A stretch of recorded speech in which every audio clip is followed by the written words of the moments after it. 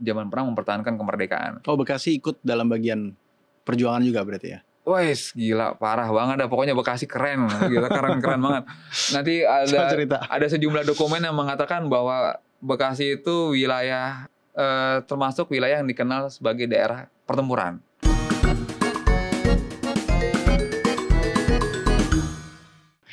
Merdeka. Kita berjumpa lagi di podcast Nusantara. Hari ini saya akan membahas sebuah wilayah yang saya sering lewati dan beberapa tahun terakhir seringkali dibully oleh netizen. Wilayahnya namanya Bekasi.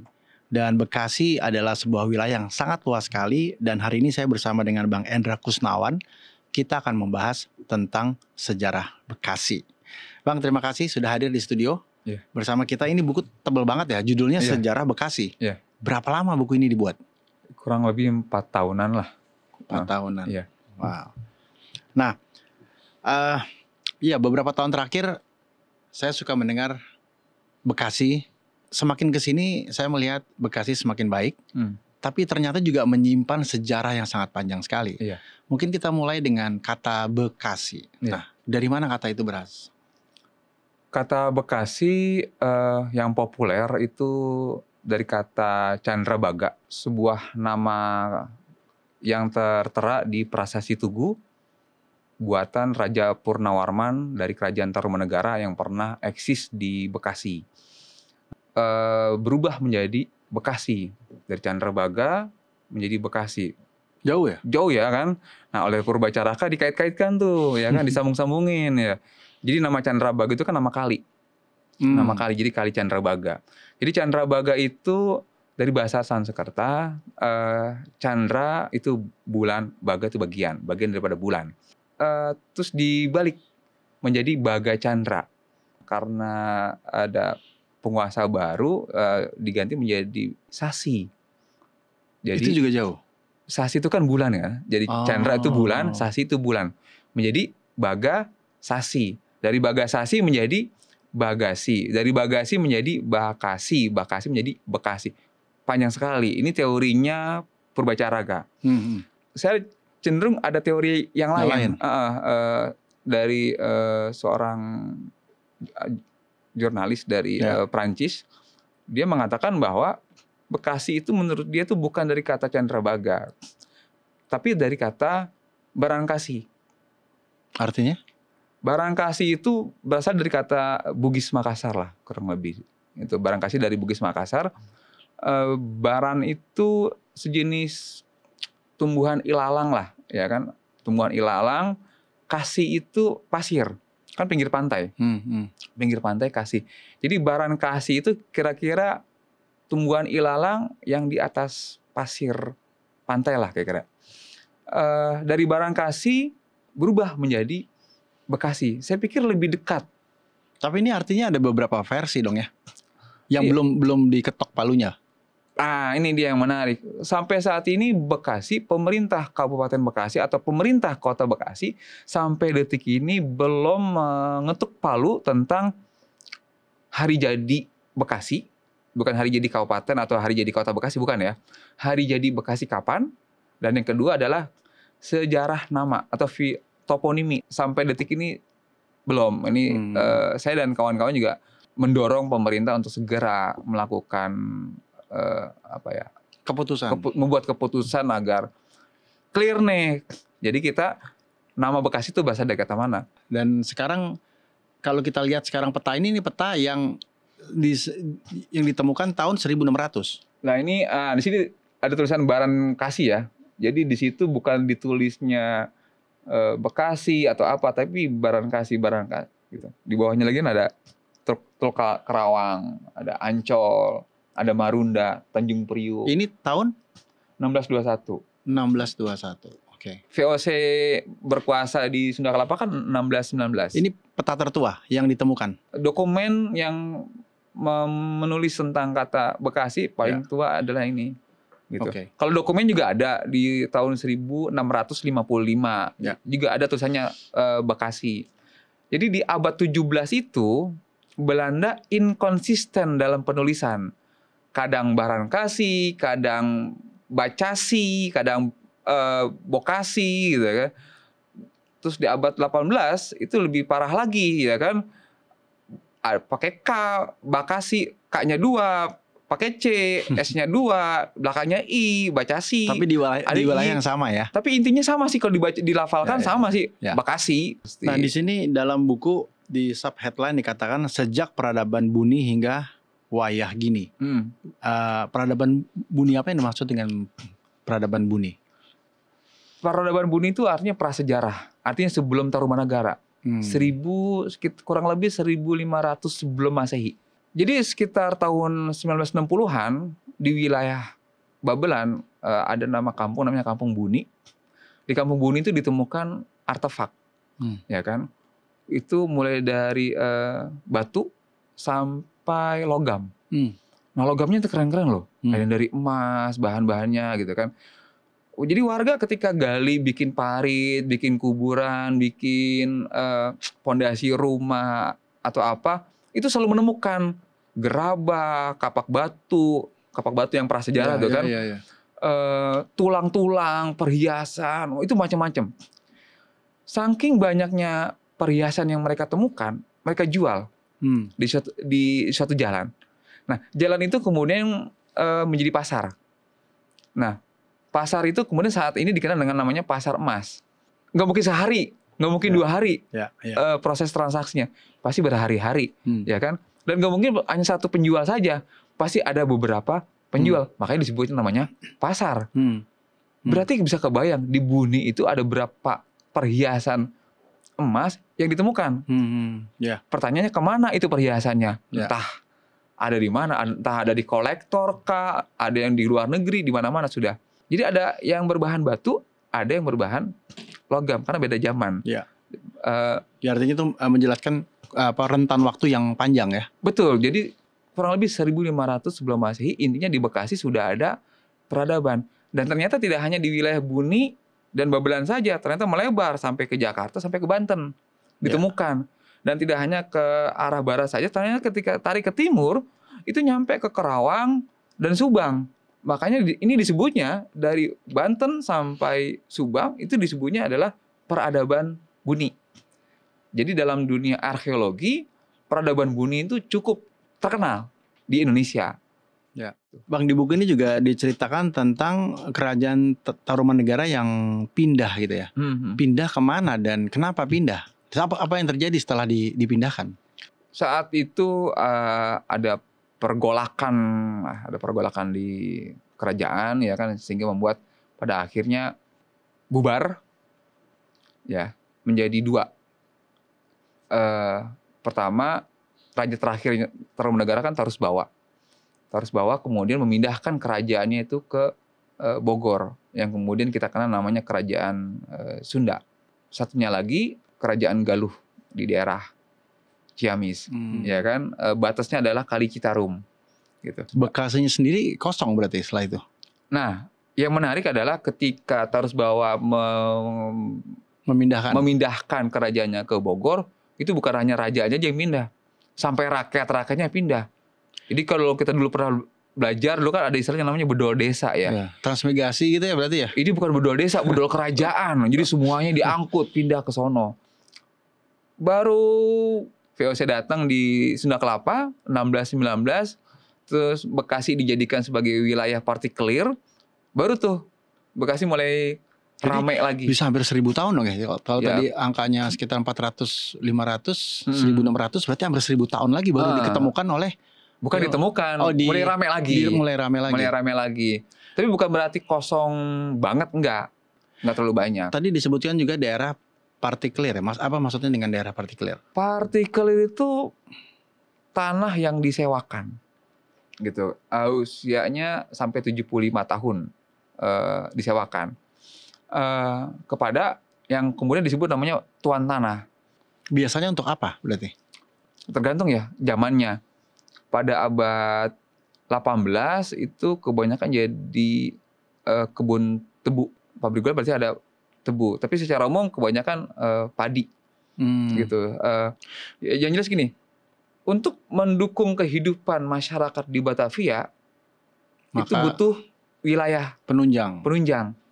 Kalau zaman dulu namanya ommelanden ya.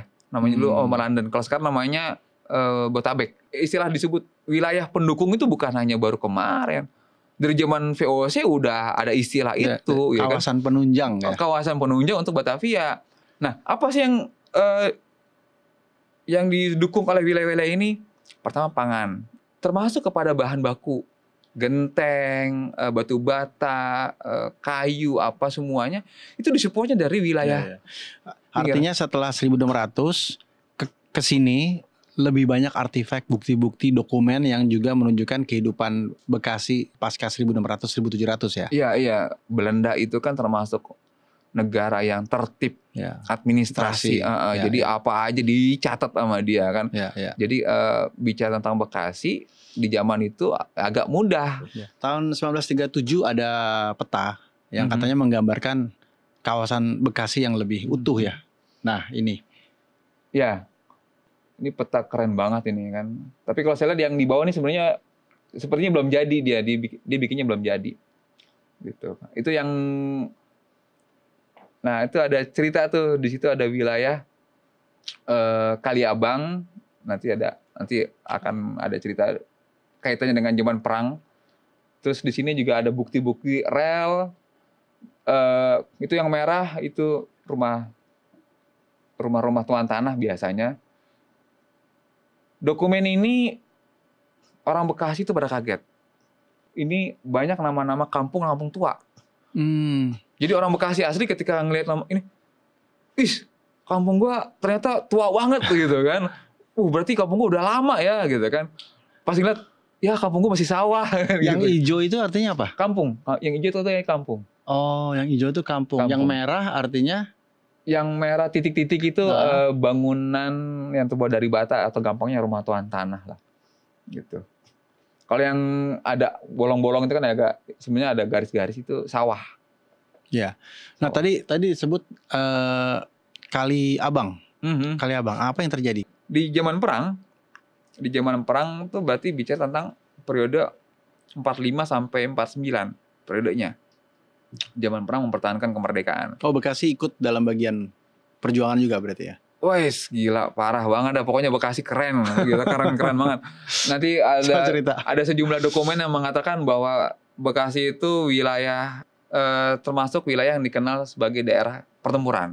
Di Bekasi itu tidak seperti wilayah-wilayah lain perang selesai. 5 hari, 3 hari, 10 hari perang selesai. Di Bekasi enggak. Bekasi adalah peperangan, ada pejuang mengatakan di bukunya Mufreni Mumin dikatakan bahwa perang di Bekasi adalah perang yang melelahkan. Karena dari 45 sampai 49 perang tuh nggak kelar-kelar. Perangnya itu sangat melelahkan karena hampir tiap hari perang. Nggak ada berhentinya. Di mana saja, semua wilayah. Sampai Hussein Kamali seorang pejuang mengatakan tidak ada kampung di Bekasi yang bukan wilayah pertempuran. Jadi artinya apa? Semua kampung di Bekasi merupakan area pertempuran. Sangat. Gitu kan? Dan menariknya adalah pertemuannya itu tiap hari. Contoh gini. Pagi perang ada di Pondok Gede. Siangnya perangnya di Cakung. Ngerasa ke Ponorogo. Sorenya perangnya di daerah Tarumajaya. Kalau sekarang ya wilayah Tarumajaya. Gitu kan? Malamnya perangnya di Keranji. Besok paginya perang di Tambun. Jatuhnya kayak gerilya gitu. Bekasi itu nggak ada yang perang besar. Perang paling cuma setengah jam, 1 jam, 2 jam, udah selesai, bubar. Selama 4 tahun. 5 tahun itu. 4 tahun. Ada nggak cerita-cerita yang bilang katanya, wah ini menang, ini ada tokoh-tokoh yang kemudian menjadi ikon kota Bekasi gitu, ada? Nah, pada akhirnya karena pertempurannya banyak, berarti pasukannya banyak. Berarti yang perang juga banyak. Berarti jagoannya banyak, pahlawannya juga banyak. Kesatuannya juga banyak. Jadi di Bekasi itu tidak hanya ada 1-2 laskar saja, tidak hanya laki-laki saja, perempuan juga ada. Kalau nggak salah ada 1 pahlawan nasional. Aki-aki juga banyak. Ya. Ada nama tokoh-tokoh pahlawan nasional kalau nggak salah ada dari Bekasi. Dari sekian banyak pimpinan pejuang di Bekasi, ada 1 yang direkomendasikan dan akhirnya disetujui menjadi pahlawan nasional yang disebut namanya Ken Rally. waktu itu pernah di Laskar Hizbullah, Batalion 3. Komandan Hizbullah Bekasi, Angkut Abu Ghazali. Nah, Hizbullah itu dibagi menjadi 3 batalion. Batalion 1, Batalion 2, Batalion 3. Nah, komandan Batalion 3 itu Kiai Haji Nur Ali. Ini wilayahnya dia di daerah utara gitu.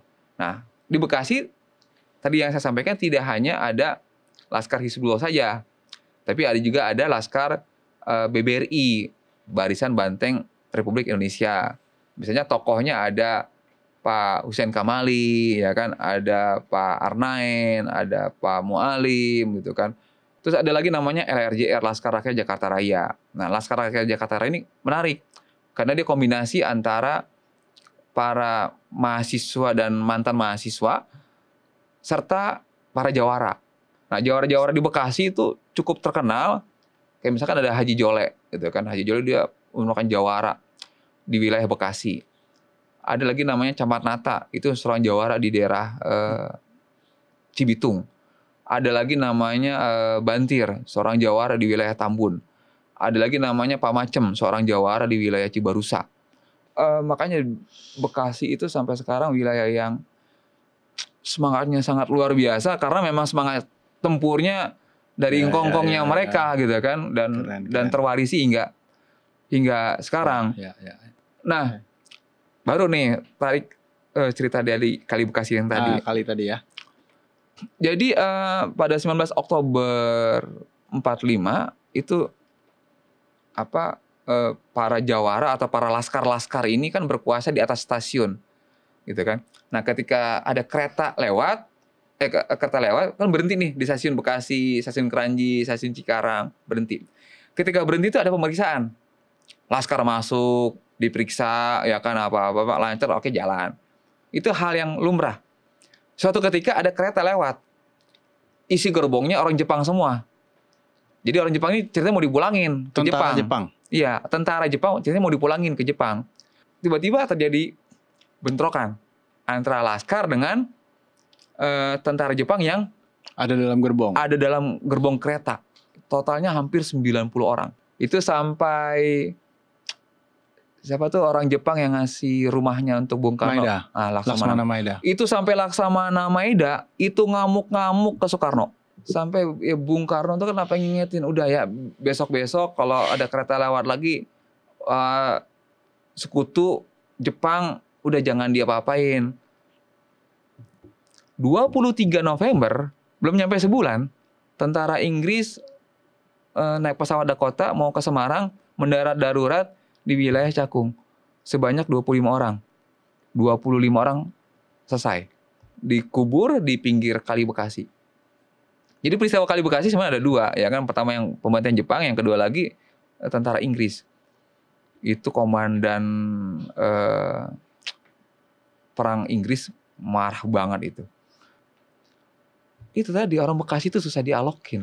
Merugel, keras kepala. Kalau udah mau kalau kata dia A ya A, B ya B gitu. Bagi mereka orang Bekasi bahwa penjajah itu ya salah. Apa yang terjadi pasca perang berarti 1950 sampai hari ini? Apa yang kemudian menjadi perubahan-perubahan? Apa yang menjadi karakter-karakter yang hari ini bisa kita lihat? Nah, sebelum masuk ke sana, saya cerita sedikit lagi dampak dari pembantian orang Inggris itu. Bekasi dibakar pada tanggal 13 Desember 45 oleh Inggris. Peristiwa ini sangat booming dunia pada mengecam tindakan Inggris.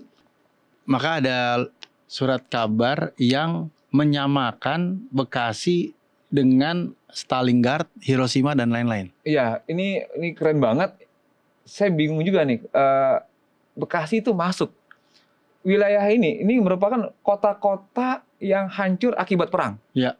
Hamburg itu di Jerman, Stalingrad itu di Rusia. London, Bremen, Kassel itu Belanda, Putten itu Belanda, Berlin, Hiroshima ada.